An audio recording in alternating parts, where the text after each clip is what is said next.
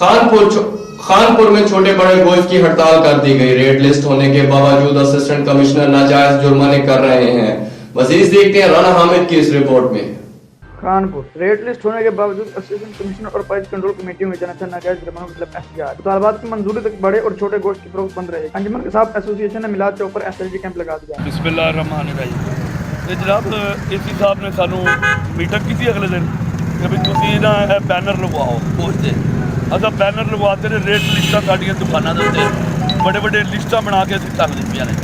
उस दे बावजूद भी उन्हां दे अहलकार आंदे ने, कोई एसी साहब खुद ना आन, बाकी अहलकार इतने आ रहे हैं कि हद तो ज़्यादा कोई तो पता ही नहीं हुआ कि जुर्माने सानू करी जा रहे हैं। फिर गोश्त लेंदे ने, गोश्त कटवा के किलो 2 किलो फिर छोड़ के चल जाते। असीं कहने भी ये की अगर जी ये एसी साहब ने तुहानू आख्या है, एसी साहब ने आख्या भी गोश्त कटवा के रखी जाओ।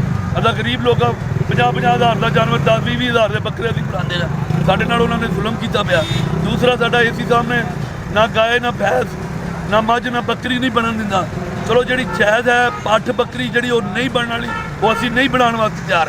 बाकी जी साडी मुतालबा है वो सही है कि जनाब वाला एसी साहब ने सानू बड़ा परेशान किया है इस वास्ते।